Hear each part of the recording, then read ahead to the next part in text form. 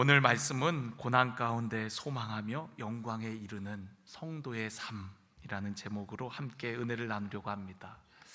우리가 지금 로마서 강해 중에 우리가 8장 말씀을 조금 더 자세하게 살펴보고 있습니다. 우리가 구원받은 것은 결코 우리의 노력으로 얻은 것이 아니죠. 예수님께서 우리를 위해 모든 죄의 값을 지불해 주심으로 누구든지 예수님을 믿는 자에게 구원을 하나님께서 선물해 주셔요. 그래서 우리의 구원받음은 전적인 하나님의 은혜라고 얘기를 합니다. 왜냐하면 우리는 자격이 없지만 자격 없는 자에게 베풀어 주시는 하나님의 선물이기 때문에 그렇습니다. 1%도 내 노력이 들어간 것이 없이 전적인 하나님의 은혜 가운데 우리는 구원을 얻게 되었습니다. 구원받은 우리들은 이제 더 이상 정죄함이 없다라고 얘기를 해요. 그래서 로마서 8장 1절에 그러므로 이제 그리스도 예수 안에 있는 자에게는 결코 정죄함이 없다라고 얘기합니다. 여러분, 정죄함이 없다는 것은 심판이 없다는 얘기요, 또 그 심판을 통한 형벌이 없어졌다라는 이야기를 하는 겁니다. 죄를 지은 인간은 누구든지 죽게 되어 있어요. 또 영원한 형벌을 피할 수 없는 자들이었습니다. 그런데 우리의 그런 죄의 문제를 예수님께서 해결하시고 예수 안에 있는 자에게는 더 이상 그런 정죄함, 심판, 형벌이 없다라는 거예요.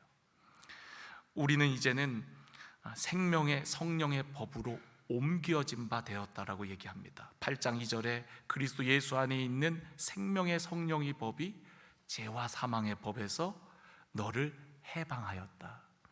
우리를 지배하던 그 죄의 법, 형벌이 이제는 더 이상 우리와 상관없이 되었다라는 거예요. 예수 안에 있는 사람에게는 생명의 법, 성령의 법이 지배하기 때문에 더 이상 우리가 형벌 받을까 봐 두려워하지 않아도 됩니다. 제가 로마서 8장 처음 설교할 때 이면수 목사님의 예를 드렸거든요. 이면수 목사님께서 북한에 억류되어 있을 때에는 그분은 무기 징역, 노동, 평생 동안 노동을 하면서 그곳에 살아야만 했어요. 그러나 그가 캐나다 정부의 노력으로 다시 캐나다 땅을 밟았을 때에는 더 이상 북한의 그런 형법, 북한의 판결이 아무 상관이 없어진 겁니다. 마찬가지예요. 오늘 우리들도 예수님을 믿는 순간 더 이상 율법적인 그런 형벌들이 우리를 판단하는 것이 아니라 이제는 생명의 성령의 법 안에서 자유하고 기뻐하고 그 은혜 가운데 누리는 삶이 되었다라는 거예요. 더 나아가서 여러분, 우리는 이제 그리스도의 영의 인도함을 받는 자들이 되었다라고 얘기합니다. 구원받은 우리들은 즉시로 하나님 나라로 옮겨지는 것이 아니라 여전히 우리는 이 땅에 살아가요. 세상 사람들과 뒤섞여서 우리는 이 땅에 살아가게 되어집니다.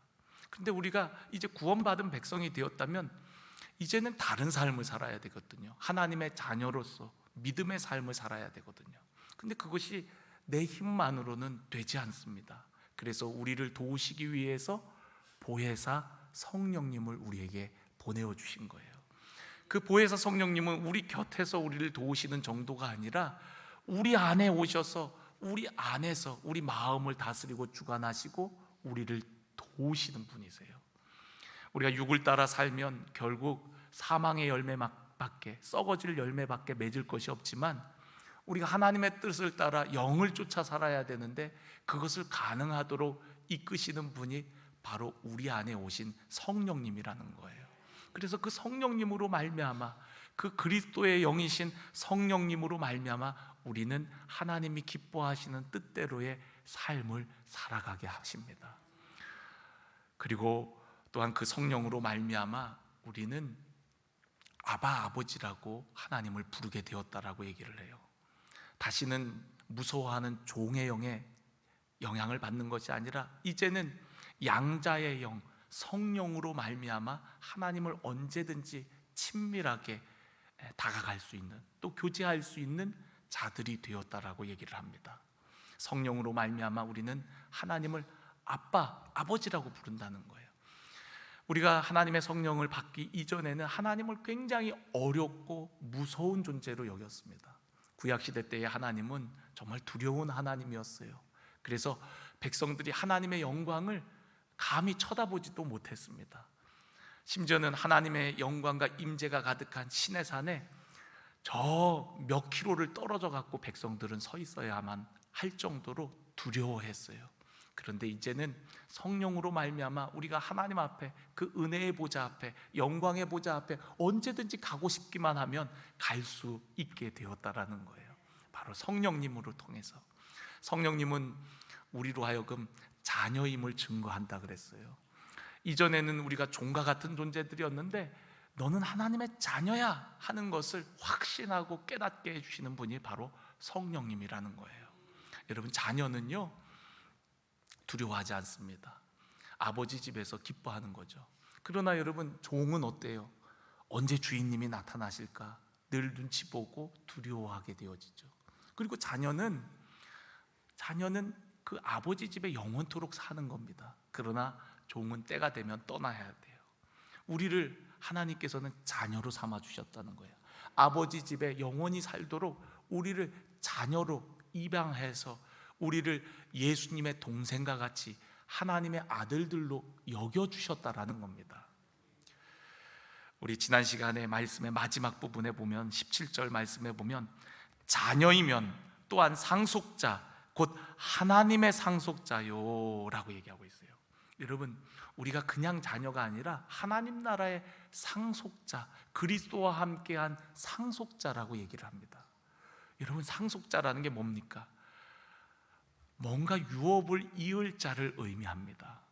근데 하나님 나라의 상속자, 영광의 상속자가 되었다라는 거예요. 엄청난 축복입니다.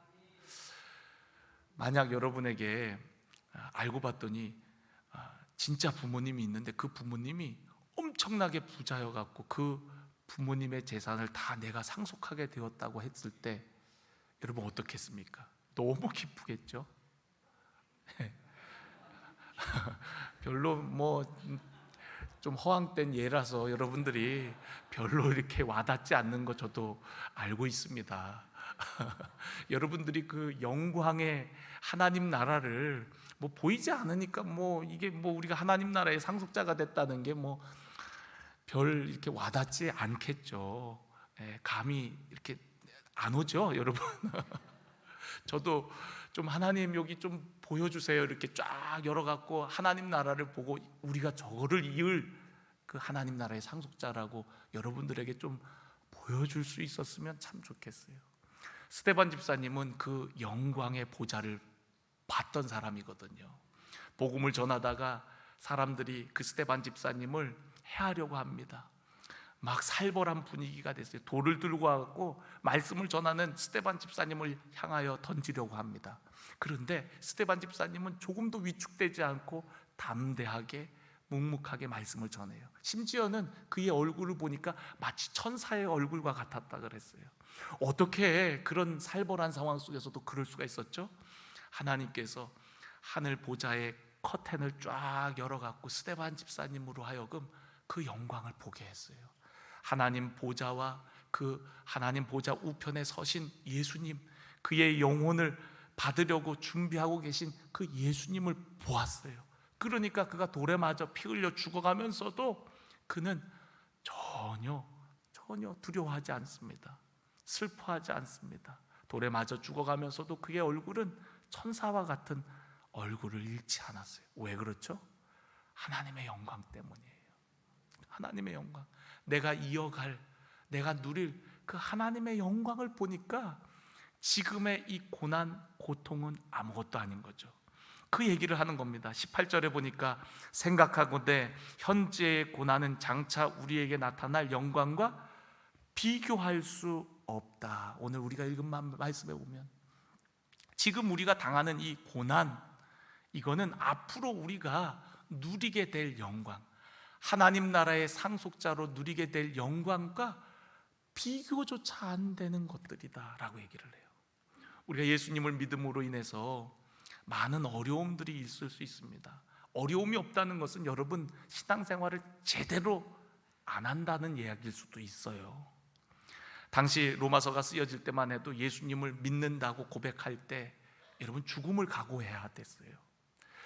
내가 예수님의 제자가 된다는 것은 순교를 각오하는 일이어야만 했단 말이죠.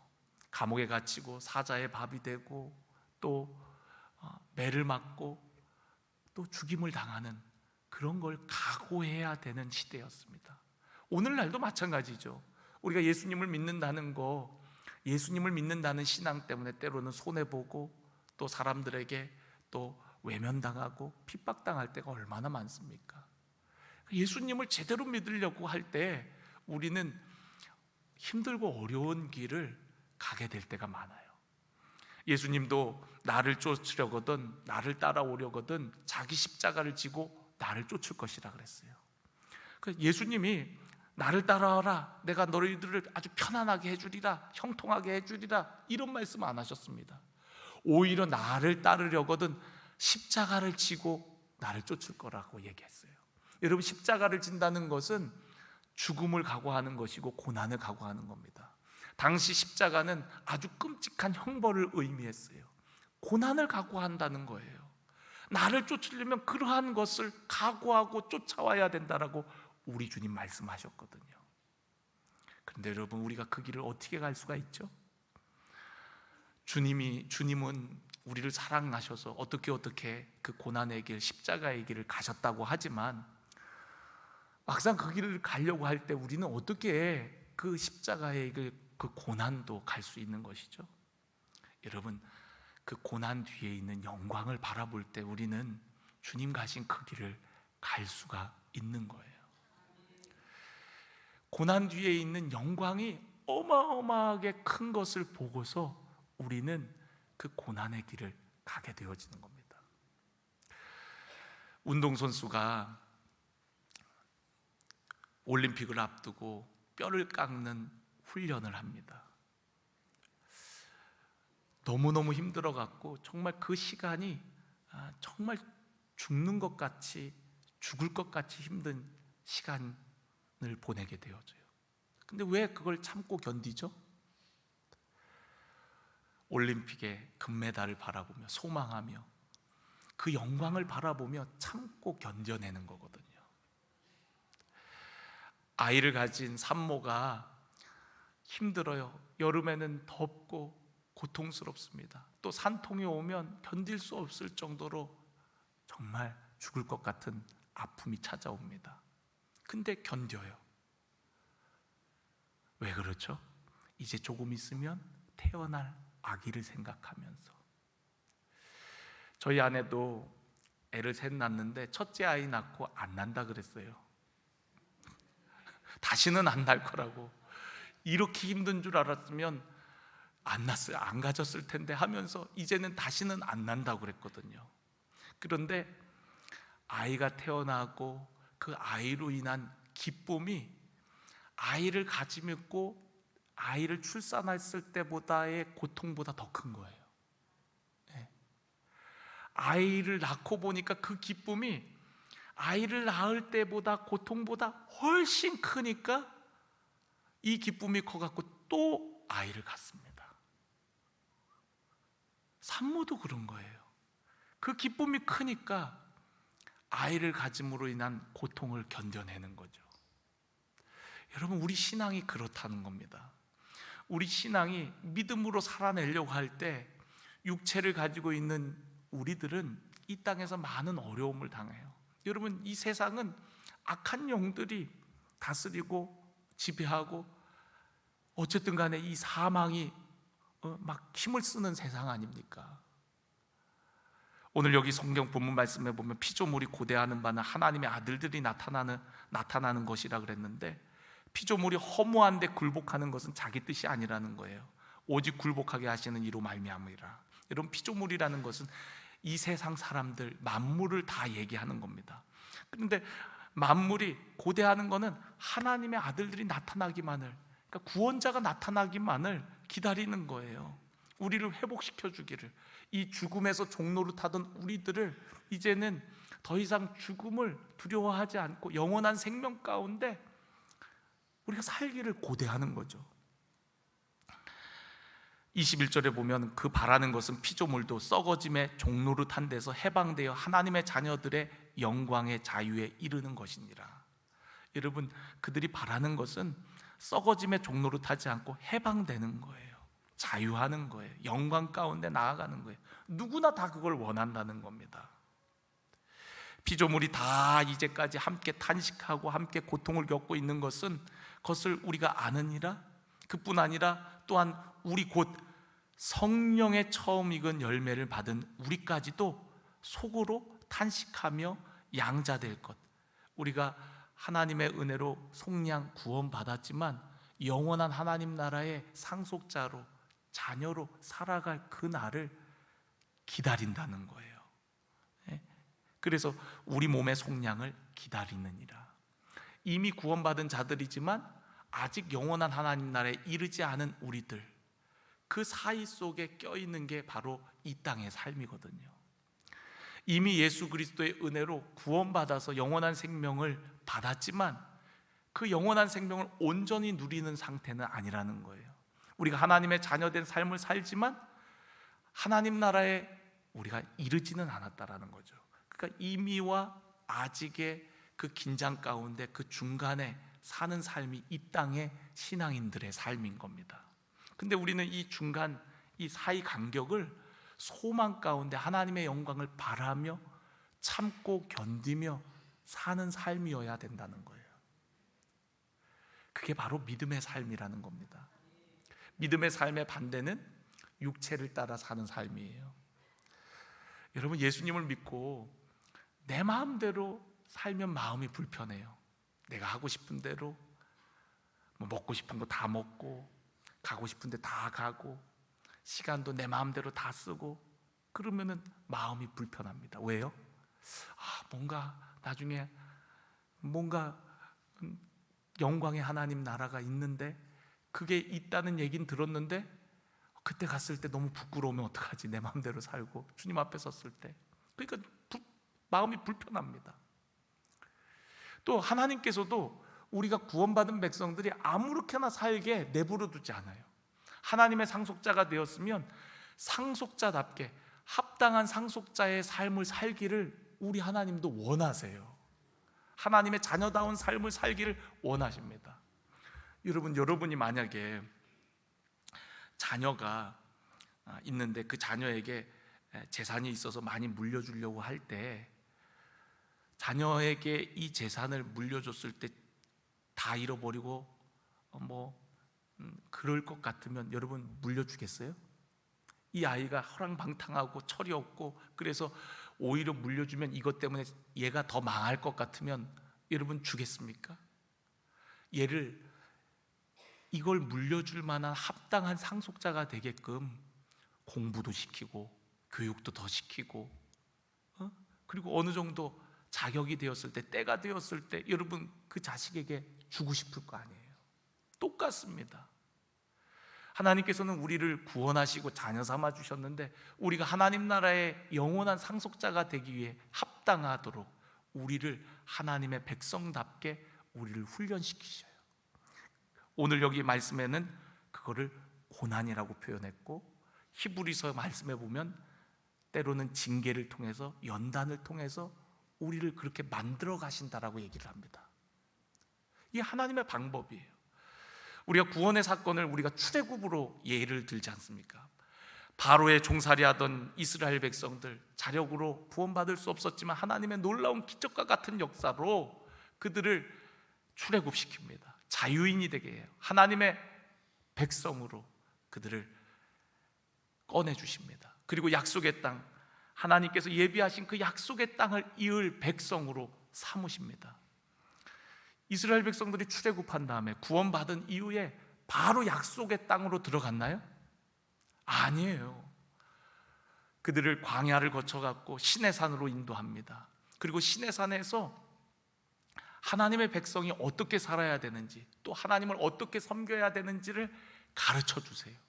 무려 2년이라는 시간 동안 시내산에 머무르면서 하나님을 섬기는 방법, 하나님의 약속의 백성, 하나님의 거룩한 백성은 어떤 삶을 살아야 되는지를 그곳에서 교육을 하게 됩니다.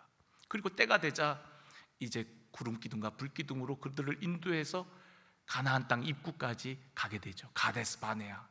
그런데 여러분, 그들이 여전히 애굽의 삶을 버리지 못하고 무슨 어려운 일만 만나면은 애굽을 생각하면서 애굽이 좋았는데, 애굽으로 돌아갈 걸 그랬는데, 그러니까 하나님께서 아직 저 약속의 땅을 이을 그런 준비가 되지 않은 모습을 보고 다시금 이스라엘 백성들을 광야로 내모십니다. 그리고 훈련시키고 연단시키셔서 40년 동안 그들을 광야 훈련을 통해서 다시금 하나님의 백성으로, 약속의 땅을 이을 상속자로, 합당한 상속자로 세우신 후에 그 땅에 들어가게 하세요. 오늘 말씀이 좀 어렵죠, 여러분? 근데 여러분, 지금 어마어마한 그 은혜예요. 여러분, 상속자가 됐다는 거. 여러분, 지금 뭐 누가 상속해 줄 사람도 없는데 지금 하나님이 여러분에게 엄청난 걸 상속해 준다는데 지금 눈빛이 막 반짝반짝 빛나야 되는데, 아니 누가 하다못해 나한테 1억이라도 누가 상속해 줄 게 있다 그러면 여러분 아마 지금 바로 전화, 네 지금 갈게요 그러면서 아마 뛰쳐나갈 텐데 말이죠. 여러분, 지금 우리가 하나님 나라 영광스러운 그 나라를 예수 그리스도와 함께 이을 유업, 그 유업을 이을 상속자가 되었다니까요. 엄청난 이야기를 지금 제가 너무 점잖게 해갖고 그런가? 그렇습니다. 여러분, 하나님께서 다윗을 부르세요. 그리고 그에게 기름을 부으세요. 내가 너를 이스라엘의 지도자가 되게 할 것이다 말씀하세요. 그러고 나서 그 다음날 바로 이스라엘 왕으로 즉위했나요? 아니에요. 그가 17세에 기름 부음을 받고 무려 10년 동안 광야를 쫓겨다녔어요. 하나님께서 그 광야로 그를 내모셔갖고 그를 훈련시킨 거예요. 겉으로 보기에는 사울 왕이 미워해갖고 그를 죽이려고 해서 도망 다닌 것 같지만 그 광야 가운데 하나님과 동행하며 하나님의 마음을 헤아리는 은혜를 누리게 된 거예요. 그가 광야로 쫓겨다닐 때에 환난 가운데 있는 자, 또 소외된 자들 그에게로 몰려듭니다. 아둘람 굴에 있을 때 400명 가량 되는 사람들이 그들에게 모여들어요. 다윗에게 모여들어요. 그게 바로 아둘람 공동체이고 다윗 왕국의, 흔들리지 않는 다윗 왕국의 기초가 되는 그런 하나님의 사람들이 거기서 만들어지는 거거든요. 여러분, 나라를 통치하려면 뭐 도우는 사람이 있어야 뭐 통치가 되잖아요. 나 혼자 하나님이 나 왕으로 세웠어, 여러분 다 내 말 따르세요, 그런다고 여러분 사람들이, 백성들이 따르겠어요? 그런데 다윗 왕국이 흔들리지 않도록 기틀을 다질 수 있었던 게 여러분 예루살렘에서, 성 안에서 만들어진 게 아니라 저 광야 아둘람 굴에서 그 사람들을 기초로 해서 다윗 왕국이 세워지는 거거든요. 이스라엘 왕으로서의 합당한 사람으로 훈련시키고 연단시키는 거예요. 여러분, 요셉이 어느 날 꿈을 꿨어요. 그 꿈이 엄청 영광스러워요. 형들이 다 자기 앞에 와갖고 머리를 조아리고 심지어는 아버지 어머니도 조아리는 그런 꿈을 꿉니다. 엄청난 꿈이죠. 그런데 여러분, 그 영광스러운 그 꿈이 그 다음날, 그 다음 해에 이루어졌나요? 아니에요. 그에게 감당할 수 없는 고난이 찾아오죠. 형들에게 배신을 받아서 팔려가고 보디발의 가정에서 종살이를 하고 억울하게 누명을 쓰고 감옥에 갇히고 이런 연단의 가정들이 있어요. 보디발의 가정은 왕을 섬기는 근위대장의 집입니다. 그곳에서 왕실의 법도들, 또 왕을 섬기는 사람들의 이야기를 들었을 거예요. 또 감옥에 갇혔을 때에는 거기는 정치범들이 갇히는 수용소였어요. 거기서 죄수들을 섬기면서 이 나라가 돌아가는 이야기들을 누구보다도 가까이서 듣고 배울 수 있었을 거예요. 그리고 때가 되자 하나님께서는 그 요셉을 감옥에서 끄집어내서 애굽뿐만 아니라 온 나라를 구원하는 그런 지도자로 세우십니다. 그러니까 그 일을 할 수 있는 합당한 자로 세우시기 위해서 때로는 고난, 연단, 인내, 훈련, 이 모든 과정들을 겪게 하시는 거예요. 하나님께서 우리를 자녀 삼으시고 하나님 나라의 상속자로 삼으셨다는 거 너무너무 기쁜 일이죠. 그런데 하나님의 상속자라면 그와 함께 영광을 받기 위하여 고난도 함께 받아야 할지니라라고 얘기합니다. 많은 사람들이 예수님을 믿으면서 하나님이 주실 축복, 위로, 상급만 기대합니다.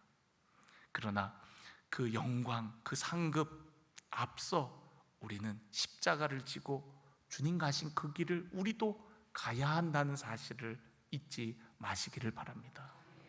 저 역시도 때로는 육신의 욕망이 꿈틀댈 때가 있어요. 제가 주님의 부르심을 받았지만 제 안에도 육신의 욕망이 꿈틀거리며 편안하고 안락한 삶을 위해, 적당한 삶을 위해 삶을 살고자 하는 그런 마음들이 안 드는 거 아닙니다.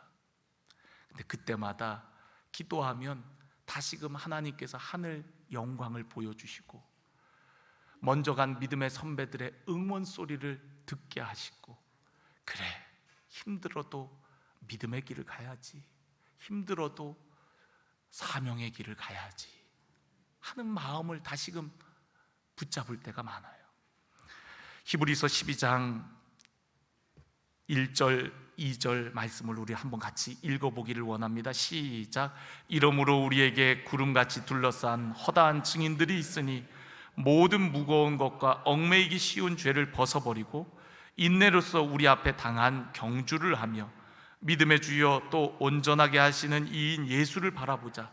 그는 그 앞에 있는 기쁨을 위하여 십자가를 참으사 부끄러움을 개의치 아니하시더니 하나님 보좌 우편에 앉으셨느니라. 아멘. 여러분, 우리 앞에 구름같이 허다한 증인들이 있대요. 그렇기 때문에 여러분, 이 세상에 무거운 거, 얽매인 거 다 벗어버리고 마치 경주자와 같이 우리가 소망 가운데 인내하며 영광을 향해 나아가라는 거예요. 우리 앞서 달려가신 믿음의 주, 온전케 하시는 예수 그리스도, 그분 역시도 십자가를 참고 견디셨다는 거예요. 왜요? 그 앞에 있는 기쁨을 위하여, 그 앞에 있는 기쁨을 위하여 십자가를 참고 부끄러움을 개의치 아니하심으로 마침내 하나님 보좌 우편, 하나님의 영광 가운데 나아가셨다라고 말씀하고 있습니다. 오늘 우리의 신앙의 여정도 바로 그런 겁니다. 때로는 고난과 연단을 통해서 힘들고 어렵지만 우리가 앞으로 누리게 될 영광이 비교할 수 없을 정도로 크기 때문에 견뎌내는 거예요. 참고 인내하는 거예요. 소망 가운데 기뻐하는 겁니다. 로마서 5장 말씀을 보면은요, 우리가 함께 나누었던 말씀인데, 그로 말미암아 우리가 믿음으로 서 있는 은혜에 들어감을 얻었으며 하나님의 영광을 바라고 즐거워하느니라. 여러분, 하나님의 영광을 바라고 즐거워하게 됐다는 거예요. 예수 그리스도로 말미암아. 그런데 여러분, 그걸로 끝나는 게 아닙니다. 그 다음 절에 보면 다만 이뿐 아니라 우리가 환난 중에도 즐거워하나니. 여러분, 구원받고 하나님의 영광 안에서 기뻐하는 걸로 끝나는 것이 아니라 우리에게 환난이 있음을 암시하고 있어요. 그러나 그 환난이 영광이 너무 크기 때문에 그 환난 중에도 우리는 기뻐한다라고 얘기합니다. 즐거워한다라고 얘기해요. 이는 환난은 인내를, 이 환난이 고난, 연단, 이게 다 같은 말입니다. 환난은 인내를, 인내는 연단을, 연단은 소망을 이루는 줄 알미라 라고 얘기하고 있어요. 히브리서 12장 말씀에 여러분 이런 말씀이 있습니다. 내 아들아, 주의 징계를 경히 여기지 말며 그에게 꾸지람을 받을 때에 낙심하지 말라. 주께서 사랑하시는 자를 징계하시고 그가 받아들이시는 아들마다 책찍질 하심이니라. 여러분, 그리스도 안에 정죄는 없지만 징계는 있어요. 하나님의 백성들을 훈련시키고 새롭게 하시기 위해서 때로는 징계를 허락하십니다. 정죄는 판결되어지는 거고, 징계는 다른 말로 얘기하면 훈련, 연단, 이런 것으로 표현할 수가 있어요. 하나님의 자녀로서, 합당한 상속자로서 만들기 위해서 하나님께서 때로 우리를 사랑으로 징계하실 때가 있다는 거예요. 고난을 통해서, 광야를 통해서 우리를 만들어 가시는 과정들이 있음을 말씀하고 있어요. 그래서 히브리서 12장 11절에 보면은 우리 한번 같이 읽어볼까요? 시작. 무릇 징계가 당시에는 즐거워 보이지 않고 슬퍼 보이나 후에 그로 말미암아 연단받은 자들은 의와 평강의 열매를 맺느니라. 아멘. 여러분, 당장은 힘들고 어려워요.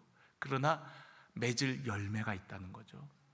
당장은 이 고난이 왜 내게 왔는지, 하나님 나 사랑하시는 거 맞아요? 이렇게 우리가 의문을 가질 수 있을지 몰라도 그 고난을 통해서 나타낼 하나님의 영광은 비교할 수 없을 정도로 크다라고 우리에게 말씀해주고 있는 것입니다. 저는 오늘 여러분들이 그 영광을 바라보며 오늘 여러분의 신앙을 잘 견디고 또 믿음으로 살아내는 자들이 되었으면 좋겠어요. 예수 믿으면 만사형통이고 그냥 룰루랄라 이런 말씀을 해야 여러분들이 오늘 은혜 받았다 할렐루야 아멘 그러고 갈 텐데, 계속 뭐 예수 믿는 거 고난 받아야 된다 그러고 뭐 우리가 그 영광 누리려면 고생 안 하면 못 누린다 그러고 합당한 자가 돼야 된다고 하고 뭐 은혜로 다 구원받았다고 하면서 또 뭘 합당하게 뭘 어떻게 하라는 건지 뭐 여러분 혼동이 될 수 있을지 모르겠어요. 그러나 여러분, 말씀 그대로를 여러분에게 말씀드리는 겁니다. 여러분, 우리가 하나님의 영광에 이르기까지 우리는 이 땅에서 소망 가운데 참고 견딤이 필요한 거예요. 그것을 우리는 믿음의 삶이라고 얘기하는 겁니다. 믿음은 보이지 않아요. 하나님의 영광이 눈앞에 보이면 누가 그걸 안 따라가겠습니까? 근데 여러분, 보이는 것을 바라보는 건 소망이 아니라 그래요. 우리의 소망은 보이는 이 땅에 있는 것이 아니라 보이지 않는 하나님 나라, 영원한 나라, 우리를 위해서 예비하신 저 천국에 있다라는 거예요. 이 땅의 삶은 우린 다 썩어져 없어지는 존재들입니다. 여러분 100년 후에는 여러분 다 이 땅에 없는 존재들이에요. 다 땅 속에 들어가서 다 없어질 존재들이에요. 그런데 여러분, 우리의 영원한 나라, 하나님 그 영광의 상급이 있음을 우리가 그 영원한 것을 바라보며 나아가야 된다라고 얘기를 해요. 이 땅에 속지 말고 이 땅에 원하는 대로 살지 말고 하나님 말씀대로, 하나님이 기뻐하시는 대로 우리의 소망 되신 예수 그리스도를 바라보며 영광의 주님을 바라보며 믿음의 삶을 살아내야 된다는 거예요. 인내하며 견뎌내며 때로는 힘들어도 그래도 이것이 믿음의 길이라면 그 길을 묵묵히 가는 자들이 되어야 한다라고 얘기합니다. 우리가 다음 시간 이제 로마서 말씀을 읽으면 그런 우리들을 도우시는, 우리의 연약함을 아시고 우리를 도우시는 성령님에 대해서 또 다시 우리가 말씀을 나누게 될 거예요. 저는 오늘 여러분들이 그 영광을 바라보는 자들이 꼭 되었으면 좋겠습니다. 마지막으로 우리 요한계시록 21장 말씀을 읽고 마치려고 합니다. 요한계시록 21장 6절 7절 우리 다 같이 한 목소리로 봉독합니다. 또 내게 말씀하시되 이루었도다. 나는 알파와 오메가요 처음과 마지막이라. 내가 생명수 샘물을 목마른 자에게 값없이 주리니 이기는 자는 이것들을 상속으로 받으리라. 나는 그의 하나님이 되고 그는 내 아들이 되리라 라고 말씀하고 있어요. 여러분, 이 요한계시록 21장은 새 하늘과 새 땅을 보여주는 그런 장면입니다.